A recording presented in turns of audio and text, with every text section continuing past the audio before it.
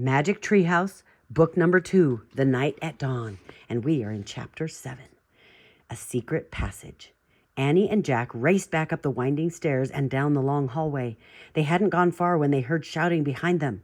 Dogs barked in the distance. "They're coming!" Annie cried. "In here," said Jack. He shoved open a door off the hallway and pulled Annie into a dark room. Jack pushed the door shut. Then Annie shined her flashlight around the room. There were rows of sacks and wooden barrels. "I'd better look in the book," said Jack, pulling out the book and flipping through the pages.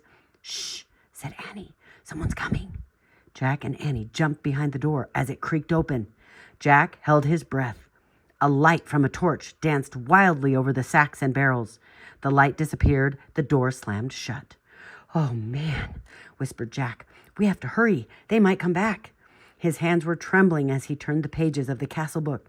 "Here's a map of the castle," he said. "Look, this must be the room we're in. It's a storeroom." Jack studied the room in the book.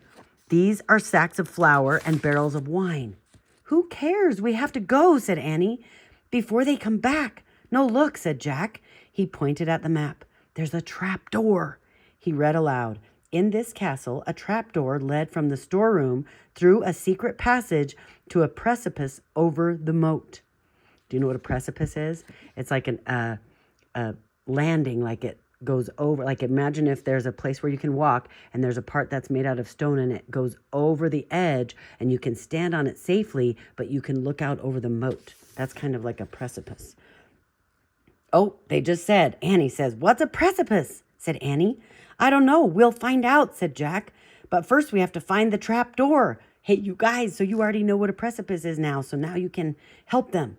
The floor of the room was made of stones. The trapdoor in the picture was 5 stones from the door to the hallway. Jack shined the light on the floor and counted the stones out loud. 1, 2, 3, 4, 5. He stamped on the 5th stone. It was loose. Jack put the flashlight on the floor. He worked his fingers under the thin slab of stone and tried to lift it. "Help," Jack said. "It's heavy."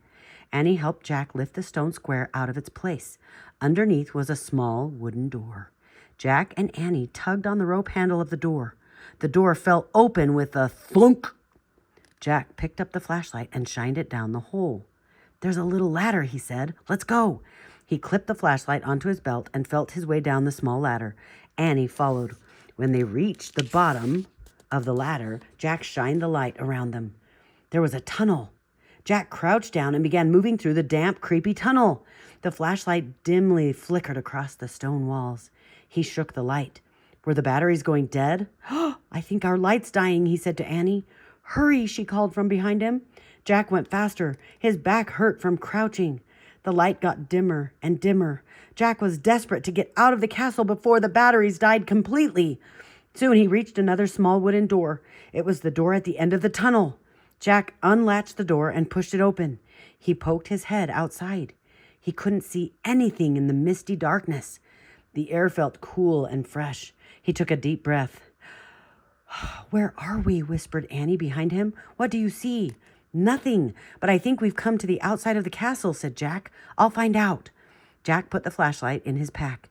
He put the pack on his back. He stuck his hand out the door. He couldn't feel the ground. "I'm going to have to go feet first," he said. Jack turned around in the small tunnel.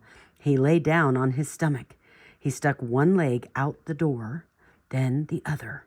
Jack inched down bit by bit until he was hanging out the door, clinging to the ledge. "This must be the precipice," he called to Annie. "I can't touch the ground. Pull me up."